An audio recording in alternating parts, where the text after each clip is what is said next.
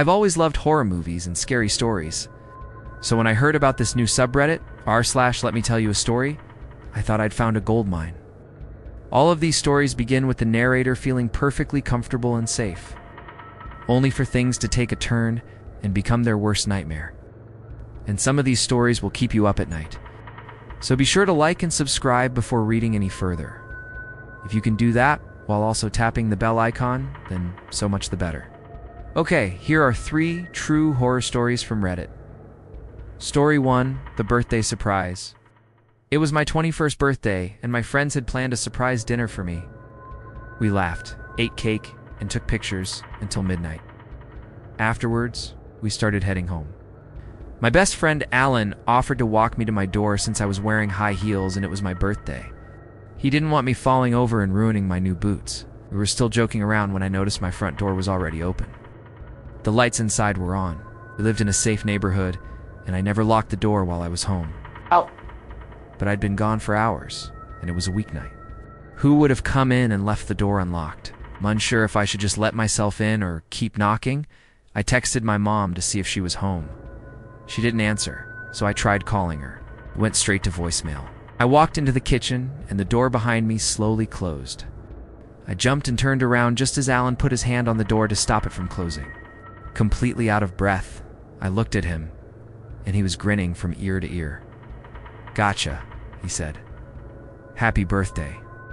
Before I could respond, we heard the sound of slow, deliberate footsteps coming down the hallway. They were getting closer. Alan and I froze. The footsteps stopped right outside the kitchen door. We strained to listen. Then a man's voice, raspy and low, whispered, "She's back." Alan and I screamed and ran out the front door. We didn't stop running until we were several blocks away. I never went back to that house. Story 2, Wrong Number. This happened a few years ago. I was living in a small apartment with my girlfriend. One evening, we were just relaxing on the couch watching TV. My phone was sitting on the coffee table between us. It suddenly lit up with an incoming call. I recognized the number, so I picked up the phone and answered. "Hello?" a woman's voice responded. "Sorry, wrong number," and hung up. My girlfriend and I exchanged confused glances, but decided not to read too much into it. Maybe it was a telemarketer or something. A few minutes later, the phone rang again. Picked up the phone and asked, "Hello?" There was a long pause, and then a man's voice responded. "Hello, is this Isabella?" I said, "No, sorry, wrong number."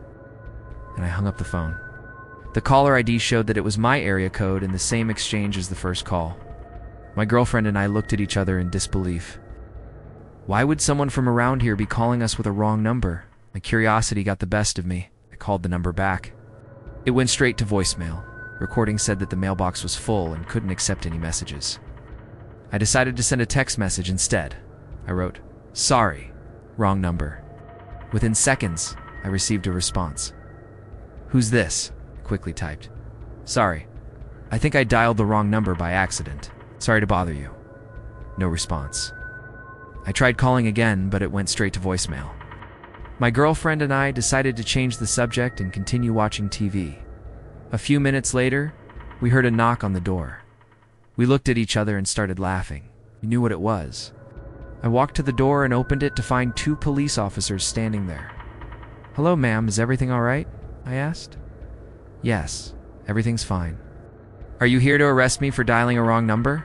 I joked. The officers looked at each other and exchanged a few words. "Listen, I don't want to scare you, but this isn't funny. You need to come with us." They informed me that a woman matching my description had called them, claiming that someone had broken into her apartment and was rummaging through her belongings. She had given them the exact address of my apartment. Confused, I explained that we had just gotten a call from someone else who had dialed the wrong number. The officers seemed unconvinced and insisted on searching the apartment. While they searched, they discovered a broken window and signs of forced entry. It turns out that someone had indeed broken into our apartment. I still don't know who the person was or why they gave the police my number. Story 3, Camping. This happened last year during a camping trip. My boyfriend and I decided to get away from it all and go camping in a remote area of a national park. We set up camp and spent the first night telling ghost stories around the campfire. Everything seemed fine. The next morning, we packed up and headed back.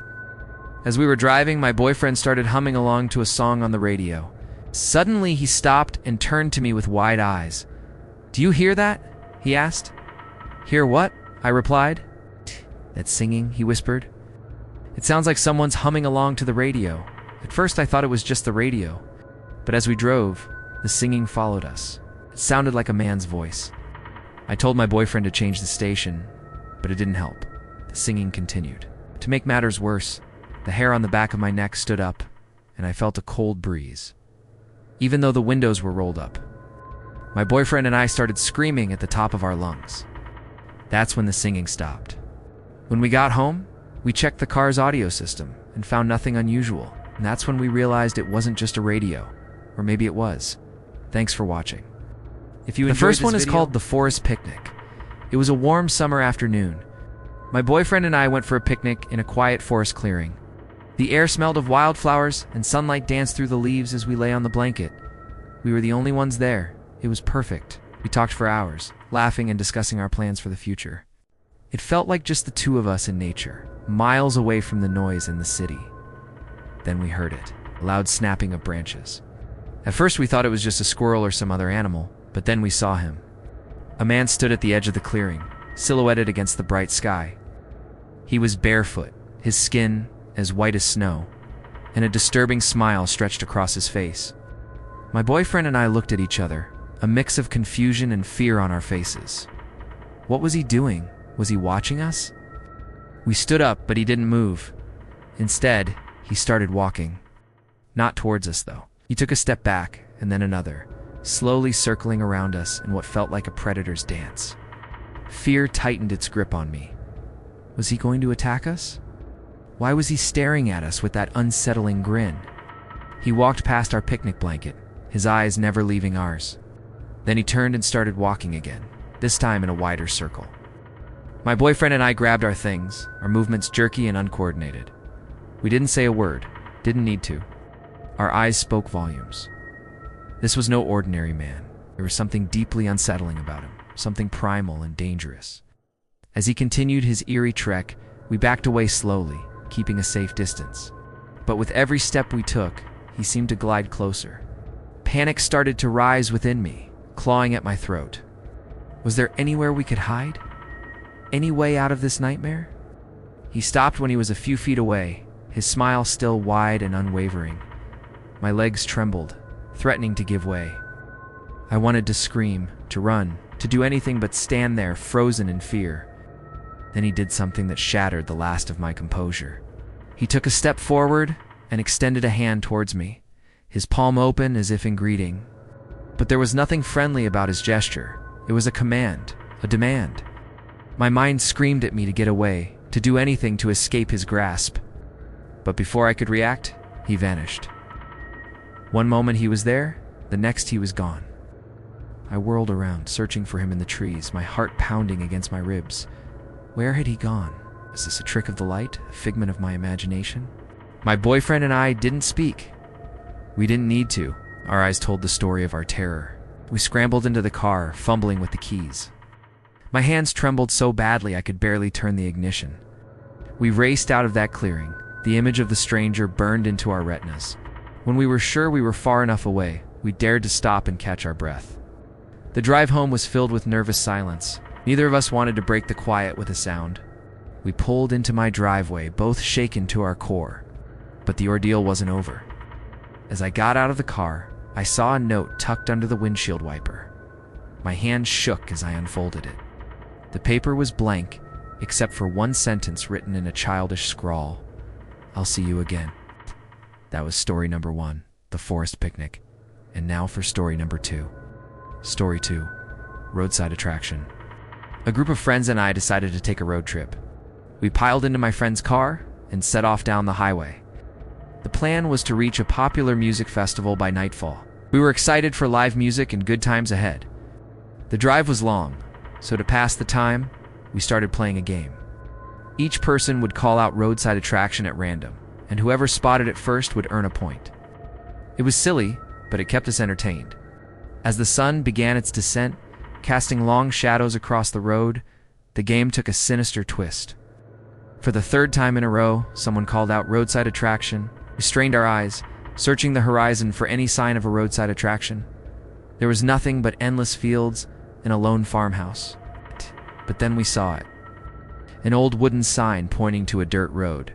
The words roadside attraction were scrunched together as if hastily written. Curiosity got the better of us. We turned onto the dirt road.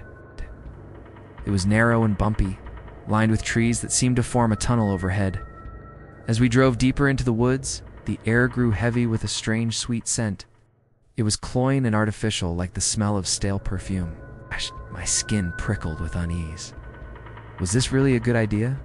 The road ended abruptly at a clearing, and there it was, the roadside attraction. It was an old house, its paint peeling and windows boarded up. A rusty sign hung crookedly above the door. It read, "Beware of dog," but it was the words below that sent a chill down my spine. "Do not enter." Despite the warning, my friends and I got out of the car to investigate. As we approached the house, the sweet smell grew stronger, making me nauseous. The boards covering the windows seemed to shift and whisper in the wind, forming grotesque faces that mocked us. A sudden crash in the bushes made us jump. A large shape emerged, and for a moment I thought it was a wild animal. But it was something else. Something horrifying. It was a doll, or what was once a doll. Its porcelain face was cracked, revealing a horrifying grin. One eye hung by a thread, and its limbs were twisted at unnatural angles. It was a macabre spectacle, and we stood frozen in terror. Then we heard footsteps. Heavy, dragging footsteps coming from inside the house. My friends and I screamed and ran to the car. We didn't stop to grab the game. We didn't care about points anymore. All we wanted to do was escape that cursed place. We sped away from the house. The image of the doll burned into our memories. As we drove, we could have sworn we heard a voice calling out to us. Its tone, desperate, pleading. But when we looked back, there was nothing but darkness. That was story no. 2, roadside attraction. And now for a bonus story. This one comes from a subscriber. Her name is Chantal. She says, "I hope you enjoy my story. I was camping with my boyfriend and a couple of his friends. None of us had ever been camping before, so we had no idea what we were doing.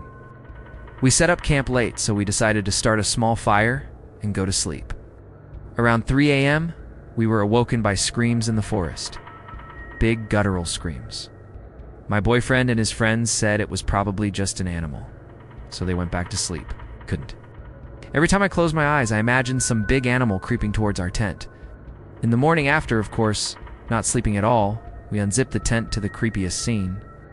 All around the tent were thousands of little pebbles. And surrounding the tent in a near-perfect circle were hundreds of bigger stones. My boyfriend and his friends were skeptical, but even they had to admit it was weird. To this day, we don't know what happened. None of us have ever gone camping again. Thanks for watching. If you liked this video, be sure to check out more content. Welcome to this house. I'm your host. And tonight we have 3 stories from subscribers, so let's get right into it. Story 3, The Late Night Favor. I got a call from my friend at about 11 p.m. She asked if I could come over and help her move some boxes from her garage to her basement.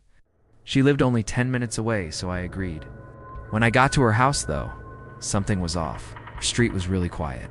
There weren't any lights on, and I didn't see any cars. I pulled into her driveway and parked. As I got out of my car, I noticed her garage door was open, but I didn't see her. I walked up to the garage, and I could hear what sounded like the hum of a fridge. As I got closer, I could see stacks of boxes in the corner and what looked like a blanket laid out on the floor. Still nothing. I thought maybe she was just in the house and forgot to turn on the lights. So I knocked on the door. When I knocked, I heard what sounded like a loud sigh from inside. I continued knocking, and after a minute or so, I heard footsteps inside. The door opened a crack, and I saw my friend's face. She had a surprised and frightened look on her face. She quickly opened the door and apologized, saying she had no idea I was coming. She said she would be right back and closed the door. I stood there for a moment, not really knowing what to say. I thought maybe I should have asked more questions before coming over. Maybe I should have brought a friend with me. I decided to wait a little bit longer before knocking again. After about a minute, I heard what sounded like a loud crash followed by a heavy thud. I was starting to get scared now. I wanted to knock, but I didn't know what to say. Then I heard something scrape across the floor behind me. I turned around slowly, and in the corner of my eye, I saw a tall figure standing in the shadows. I couldn't make out its features, but it seemed to be looking at me. Then it started to walk toward me. I turned and ran as fast as I could without looking back. When I finally stopped running, I was outside my friend's house. I tried to catch my breath and calm down. I took out my phone and called my friend, but it went straight to voicemail. I left a message asking if everything was okay and hung up. I sat there for a few moments trying to decide what to do. I decided to go home and hope my friend would call me in the morning. The next day I woke up and checked my phone. I had a message from my friend. She told me that she'd been out of town all week, visiting her parents, and that she had no idea I had come over the night before. I told her about the boxes and the figure I had seen. She thanked me for helping her out and said she'd pay me back. I never did end up seeing those boxes or finding out what was in them. But sometimes late at night, I hear a loud crash followed by a heavy thud. Thank you, Alex, for sharing that story. That was terrifying. Not all nightmares start in the dark. Sometimes they begin in the brightest, happiest moments. Which story gave you the most chills? Let me know in a comment below. Don't forget to subscribe so you never miss an episode of this house. I'll see you next time.